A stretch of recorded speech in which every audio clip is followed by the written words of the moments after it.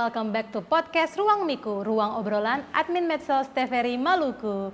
Kali ini masih bersama Miku Firly, jumpa lagi ya pemirsa. Semoga gak bosan ya lihat muka Miku Firly dalam beberapa episode podcast Ruang Miku. Nah kali ini Miku Firly gak bakal sendiri dan tentunya akan ada narasumber yang bakal menemani di obrolan kali ini. Dan kali ini kita akan mengobrol tentang cek suara anak muda Seram bagian Barat di Pilkada 2024. Untuk itu kita sapa dulu narasumber kita di saat ini sudah hadir Kak Christina Rumahlatu. Maaf ya Kak ya kalau salah. Betul Kak? Ya betul. Betul. Kak ini boleh panggilan akrabnya apa nih Kak? Kak Christine, Kak Itin atau? Biasanya tuh panggil aja Christina. Kak Christine, ya. Oke. Kak gimana kabar hari ini? Baik. Luar biasa. Bagaimana Sehat Nona? Kak? Puji Tuhan, kabar sehat Kak. Ini dari tampilan Kak Christine sudah menunjukkan memang sosok yang luar biasa sekali ya Kak Christine dari look-nya. Jadi pemirsa, Kak Christine ini merupakan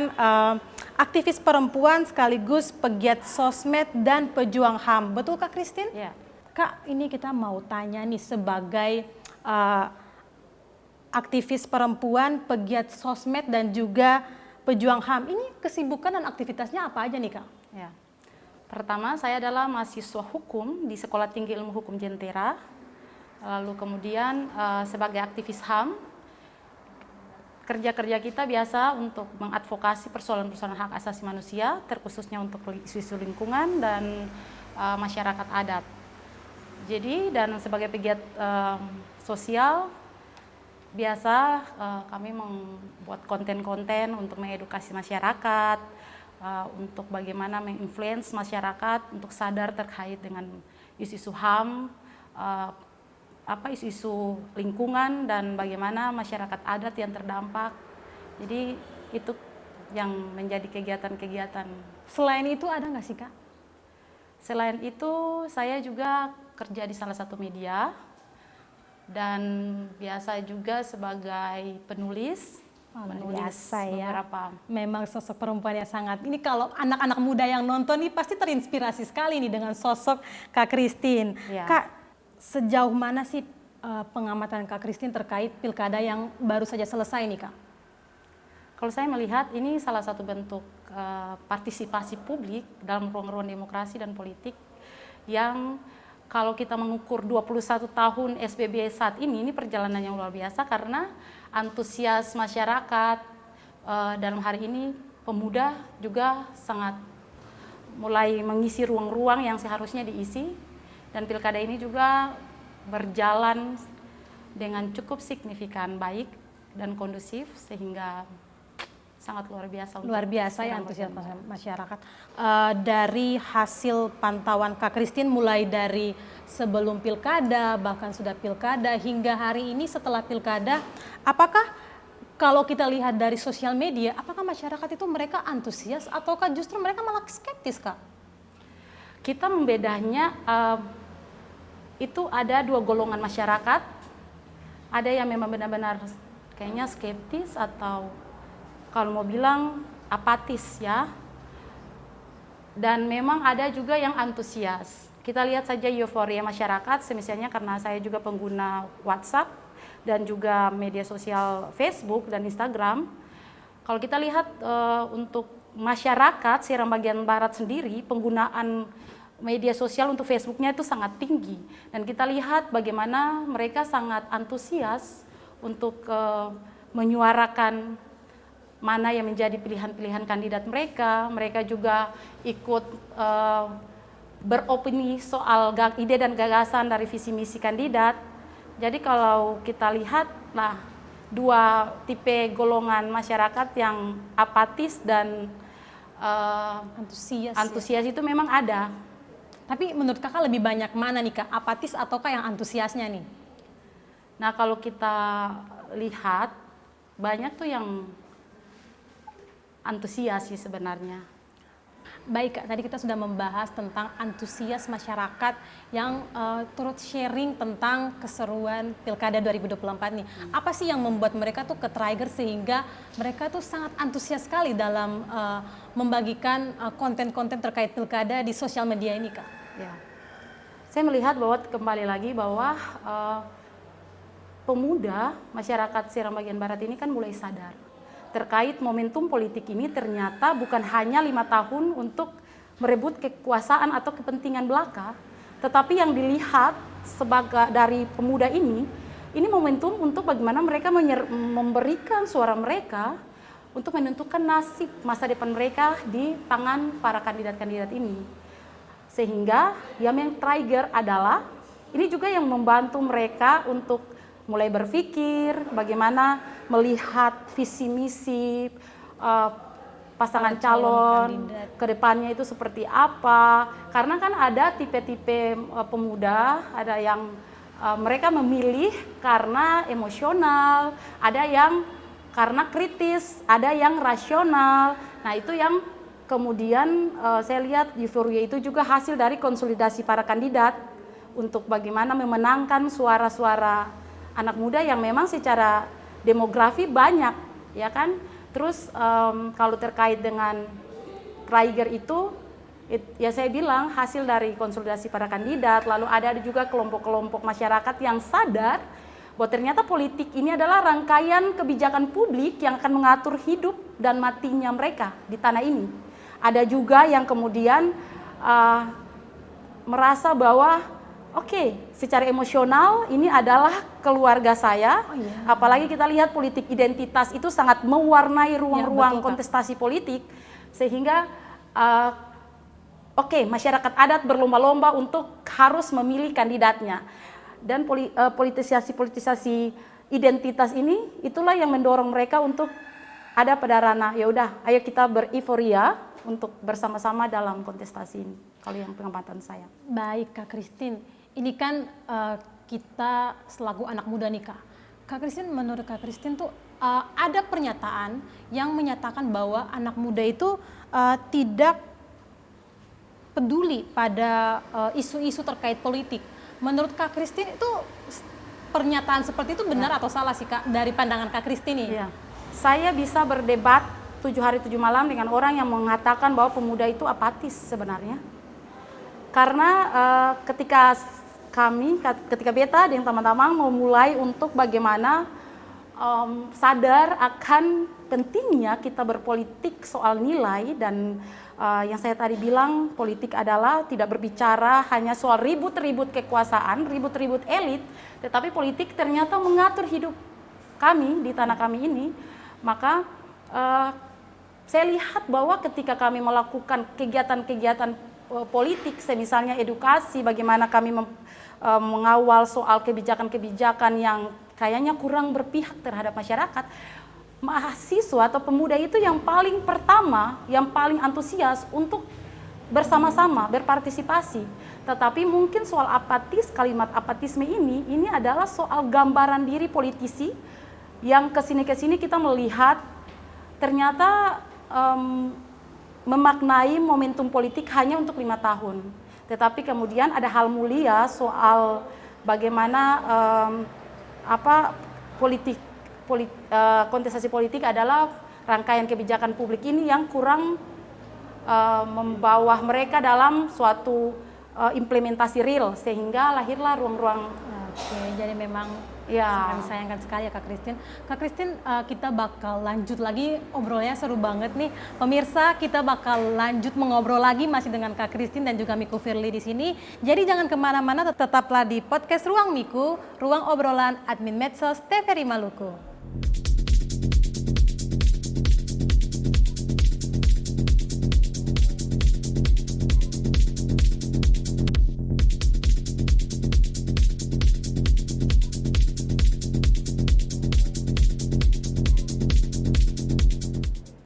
Kembali lagi di podcast Ruang Miku, masih bersama Miku Firly dan juga Kak Christine. Nah, kita masih akan terus lanjut mengobrol. Kak Christine, ini kalau kita berbicara mengenai sosial media dan juga politik. Kalau sosial media ini kan kayak istilahnya teman anak muda, sudah tidak bisa dipisahkan ya kalau berbicara mengenai sosmed dan juga anak muda. Menurut Kak Christine, apakah sosmed ini juga turut mempengaruhi anak muda dalam memasuki masa politik ini, Kak? Sangat sekali ya. Sosmed ini kan sebagai sarana untuk bagaimana anak muda mereka mengekspresikan ketertarikan mereka terhadap politik. Lalu sosmed ini kan menjadi media untuk mereka berkontestasi juga dengan biasa kita lihat hashtag-hashtag, kemudian mereka berkampanye juga, mereka mengelaborasikan ide-ide dan gagasan soal kritisme mereka untuk bagaimana mengamati ruang-ruang gerak para politisi. Kemudian mereka juga ternyata menggunakan media sosial dalam masa-masa pilkada ini sebagai momentum mengedukasi untuk harus mari kita berkontestasi secara damai, menjaga persatuan dan kesatuan, menggalang katong punya hubungan persaudaraan, nilai-nilai yang harus katong bawa walaupun memang kontestasi, tapi tetap prinsip-prinsip itu yang kita lihat kayaknya anak-anak muda SBB ini mulai paham soal damai itu paling lebih dari segalanya, lebih indah. Kak Christine, apakah anak muda SBB ini mereka sudah benar-benar bijak dalam menggunakan sosial media, Kak? Kalau benar-benar bijak, ini beta jujur saja tuh belum terlalu. Karena yang beta lihat kan polarisasi isu agama, isu-isu identitas ini sangat luar biasa memenuhi ruang-ruang kontestasi politik. Sehingga banyak juga ujaran-ujaran kebencian, hoax di mana-mana yang mereka bantu sebarkan. Apalagi ada memang di grup-grup Facebook itu mereka ada satu grup yang memang di-create untuk menyalurkan aspirasi mereka. Mereka juga meng-get information dan memberikan informasi di situ. Menurut Kak Christine, kira-kira figur pemimpin seperti apa sih yang dicari dari anak muda SBB? Jadi mungkin Kak Christine bisa mewakili semua anak muda SBB menyuarakan kira-kira tuh mereka mau pemimpin seperti apa di 5 tahun mendatang, Kak? Katong tuh butuh pemimpin yang punya integritas. Karena integritas itu dia itulah yang membuat kita menjadi manusia toh. Katong butuh pemimpin yang bisa bagaimana lihat katong orang tato air mata ini menjadi bagian amanah yang harus diimplementasikan dalam ruang-ruang kebijakan yang memang nantinya berdampak. Lalu katong juga butuh pemimpin yang bisa mengakomodir katong punya anak muda pun kepentingan soal tolong bikin katong pun lapangan pekerjaan, apalagi ini masuk pertarungan bonus demografi menuju Indonesia emas, dan ini isu-isu nasional yang harusnya tuh sudah sampai ke Seram bagian barat. Lalu bagaimana pemimpin yang lihat bahwa ternyata lewat peraturan Presiden nomor 63 2020 SBB itu masuk dalam penetapan daerah 3T, sehingga bagaimana pemimpin yang mampu untuk mempersiapkan membangun sumber daya manusianya katong, lalu kalau bisa pemimpin yang katong ini tertinggal, lalu katong secara rentan kendali katong pun pulau ini akan butuh pemimpin yang bisa lihat akan sebagai suatu tantangan pembangunan ke depannya. Katong pun pemimpin yang mesti lihat katong pendidikan nih mangkali kasih gratis akang dari SD sampai SMP, TK juga kalau bisa. Lalu katong pun ruang-ruang sosial kasih misalnya katong pun kesehatan toh, fasilitas penunjang kesehatan, kalau bisa usaha-usaha untuk puskesmas rumah sakit nih difasilitasi akan baik-baik supaya katong jangan belum waktu par meninggal lagi, katong meninggal karena kebijakan yang berpihak par katong. Lalu katong pun masyarakat adat ini tolong sahkan akang juga atau pemimpin yang berani untuk menentukan katong pun identitas sebagai entitas masyarakat adat ini. Lalu kalau bisa peduli katong pun lingkungan-lingkungan itu jangan sampai RT RW ini akan semua dengan konsensi izin tambang. Jadi kita pikir memang katong yang anti terhadap investasi, tapi kehidupan yang berkelanjutan yang tidak mengesampingkan masyarakat di tanah Sakamese Nusa ini ke depan, katong butuh pemimpin seperti itu. Yang bisa lihat katong mama-mama papa lele. Mungkin kalau di Kota Piru nih kan kalau mungkin Nona lihat sendiri, angkutan umum ini paling susah, bahkan yang ada. Iya sih, Kak. Jadi kalau katong mama papa lele nih dari Morokau dong turun naik ojek 20.000, lalu dong pun kas bisa tanpa tuh akan 10.000 saja dong. Jadi kalau pulang balik 40, ya kalau dong punya cuman dong kasih itu yang kaladi itu makanya kan tanpa 15 ke 10 dong uang lebih habis pada dong ojek-ojek. Beta pikir lalu tata kota SBB ini akan baik-baik, itu yang kita pikir mungkin pemimpin yang mari rasakan cium keringat masyarakat menjadi badong punya pergumulan besar par gunung tanah. Jadi memang itulah pemimpin yang sangat dibutuhkan anak muda SBB ini ya Kak Christine. Kak Christine, tadi mengutip dari apa yang Kak Christine sampaikan bahwa sudah ada isu-isu nasional yang masuk ke SBB nih Kak. Kak, apa sih yang menjadi PR untuk pemimpin yang bakal terpilih nanti terkait dengan isu-isu ini Kak? PR mereka adalah bagaimana dong sudah harus mengimplementasikan itu. Jadi bagaimana menata SBB ini dalam menganalisis apa benar-benar potensi, mendudukan rakyat sebagai pemilik kedaulatan, jangan cuma 5 tahun sekali saja lalu dong datang janji-janji manis supaya perbangun SBB ini. Lalu yang tadi beta bilang tuh, Nona, bagaimana katong pendidikan ini kasih gratis, akan juga barang ini kan peraturan presiden yang beta bilang kebijakan afirmatif. Nah seharusnya beta pikir kepala daerah dong harus pikir bagaimana kebijakan afirmatif itu dielaboratifkan dalam kebijakan-kebijakan lewat nasional maupun ke daerah sini toh. Lalu kalau bisa urgensi pengesahan undang-undang masyarakat adat par perlindungan katong identitasnya juga, karena katong tahu bahwa gejolak politik ekonomi ini kan selalu akan tersirat kepentingan internasional, internasional. Lalu katong berapa puluh tahun di Republik ini, katong Maluku ini masih daerah miskin, apalagi Seram bagian barat dengan berbagai rentan kendali. Jadi beta pikir tugas dan PR bersama bagaimana melihat juga kasihan katong pun honorer kemarin saya pengangkatan P3 cuma 100 Kakak Nona, padahal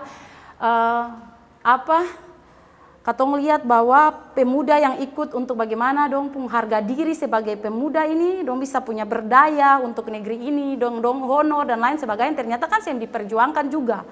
Jadi daripada nah ini juga menarik karena ini angka AIDS di SBB ini tinggi tuh Kakak tuh ya, lalu dunia malam dan lain sebagainya ini kan mulai tercipta tanpa dikontrol. Nah ketika beta turun beta tanya itu kenapa dong masuk ruang-ruang pekerjaan itu sing dibuka, dong sing difasilitasi, soal mereka mau disalurkan kemana, mereka punya daya upaya, sarjana-sarjana yang nganggur di sini.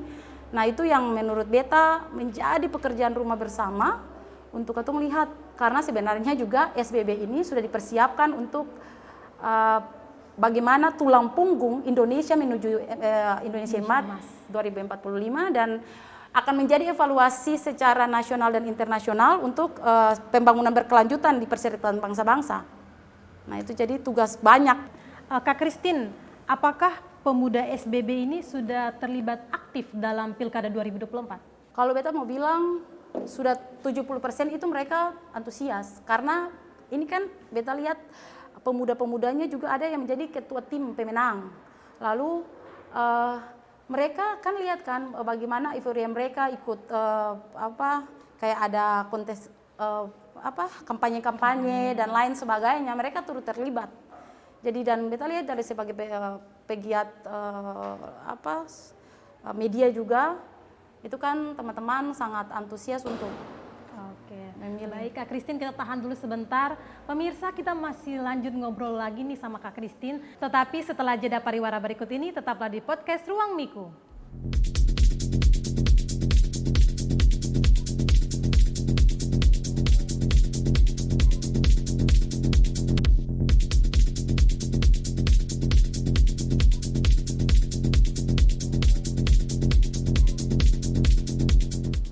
Baik pemirsa, masih bersama Miku Firly di sini dan juga Kak Christine. Tadi mengutip dari apa yang Kak Christine katakan bahwa memang anak muda SBB ini sudah turut aktif dalam Pilkada 2024. Kak, ini kan ada yang memang menjadi bagian dari tim-tim sukses. Menurut Kakak nih, apakah memang ini pure dari keinginan mereka karena melihat para calon-calon kandidat yang sesuai dengan apa yang mereka harapkan, ataukah memang cuma sekedar ikut-ikutan nih Kak? Kalau beta mengukur atau beta melihat, merefleksi dari beta punya lingkungan teman-teman yang masuk dan menjadi tim, bahkan ada juga yang ketua tim, bahkan seumuran yang beta lihat bahwa ada yang memang sadar betul bahwa sudah saatnya peran anak muda untuk mengisi ruang-ruang politik ini dalam momentum untuk bagaimana melihat ketemu daerah ini bisa dibangun, lalu katong pun masyarakat ini juga bisa tertata dengan baik, bisa sejahtera. Jadi memang ada tipe yang kalau katong bilang cawe-cawe, sekedar ya sudah beta terlibat karena supaya kelihatan keren ya, namanya eksistensi diri kan sing papa. Apalagi anak muda ya kan kayak. Kayaknya kalau sing terlibat itu kurang keren, kan ada tipe-tipe begitu. Ya, betul. Nah ada juga yang sudah katong iko-iko saja, yang penting akan ada pun faedah sadar-sadiki. Nah ada juga, tetapi kalau beta lihat dari beta pun teman-teman, mereka sadar, karena rata-rata yang terlibat juga anak organisasi yang sadar betul soal ruang-ruang politik ini kan sama juga seperti organisasi. Itu refleksi beta melihat beberapa gerak-gerak teman-teman di kontestasi politik. Nah, Kak Christine tadi, Kak Christine juga sempat singgung bahwa banyak sekali isu-isu yang masih terjadi di SBB ini.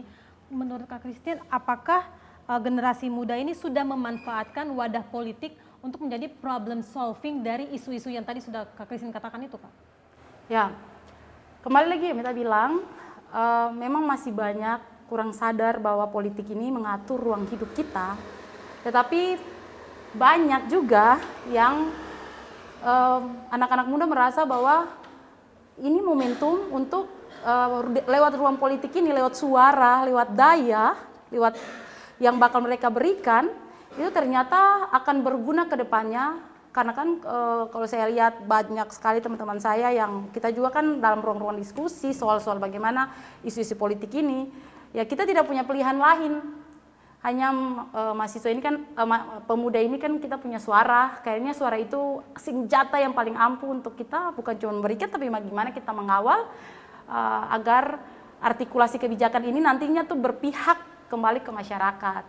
Jadi kalau dilihat soal bagaimana pemuda melihat bahwa ini problem solving yang harus kita lihat menjadi sesuatu hal yang penting, iya, masyarakat dan dalam hal ini pemuda tuh melihat itu.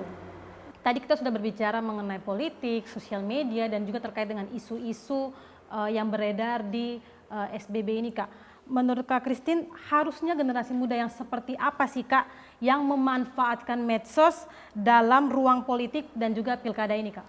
Ya, kita ini kan, kalau Tan Malaka, seorang bapak Republik kita, dia bilang, idealisme itu ada kemewahan yang dimiliki pemuda. Ruang-ruang itulah yang harus membuat kita tuh cerdas dalam menggunakan media sosial sebagai batu loncatan atau katong punya sarana untuk bagaimana katong berdinamika, katong ikut serta. Nah, jangan sampai kita, yang tadi beta bilang bahwa banyak isu hoaks yang memang sengaja untuk sengaja dibuat untuk memenangkan salah satu paslon lain, akhirnya katong terjebak dalam narasi itu. Nah, harusnya menurut beta pemuda harus pada tataran yang lebih cerdas dan bijaksana dalam mengontrol jari, lalu apa yang kayaknya isu-isu hoax itu katong filterisasi akan kayaknya semboleh katong, lalu katong mulai ajak masyarakat untuk menjadi pemilih yang cerdas, tuh. Nah itu yang kita pikir seperti itu. Kak Christine, ini dalam menyingkapi isu-isu hoax terkait dengan kandidat-kandidat yang mengikuti bakal calon gubernur dan juga kepala daerah ini, apakah menurut Kak Christine kira-kira hal seperti apa sih supaya kita tuh bisa selaku generasi muda ini kan, kalau generasi muda nonton nih, terus pasti banyak yang beranggapan bahwa loh, terus gimana kita selaku anak muda bisa membedakan ini info benar-benar hoax ataukah sesuai dengan yang terjadi nih, Kak? Jadi bagaimana cara membedakan informasi yang benar dan juga informasi yang hoax nih, Kak? Nah itu kan banyak aplikasi juga sebenarnya. Terus mereka juga kan bisa ya namanya ini kan dunia informasi yang sangat banyak. Mereka sudah bisa mana lihat mana fakta. Kayaknya opini ini benar atau tidak. Nah itu bisa mereka bikin kayak kan bukan cuma satu media. Makanya akurat data itu bisa berimbang ketika nanti dorang kayak misalnya satu dapat, jangan buru-buru langsung mengambil kesimpulan, tapi dong cari lagi di media yang lain, media-media terpercaya. Sekarang kan banyak juga media bodong yang ya sudah dong bikin media saja, nama media yang penting par dong punya toh. Nah itu yang beta pikir bagaimana katong bisa membandingkan informasi-informasi itu dengan media yang lebih akurat. Menurut Kak Christine, anak muda tuh harus seperti apa sih dalam bersosmed terkait dengan Pilkada 2024 ini, Kak? Yang kalau anak muda harus seperti apa? Beta pikir anak muda tuh harus cerdas untuk bagaimana dia lihat pilkada ini sebagai momentum kontestasi politik, kembali lagi menentukan katong pung nasib di katong pung gunung tanah ini. Lalu anak muda itu harus mengambil itu sebagai salah satu bagian dari mereka punya kehidupan atau passion yang mari katong sama-sama berpartisipasi supaya katong menghasilkan katong kepala daerah yang baik. Katong bisa bagaimana mengedukasi katong pun masyarakat, orang tatua yang notabene mohon maaf tapi pendidikannya masih minim, tapi kan banyak dong menggunakan Facebook itu.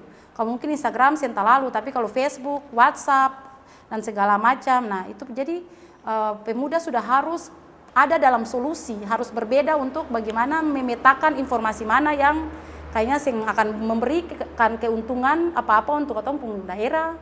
Kayaknya informasi mana yang memang harus jadi ya sebagai generasi muda dalam melihat pilkada, lalu katong lihat media sosial yang begitu tidak bisa terbendung. Beta pikir dong harus lebih cakap.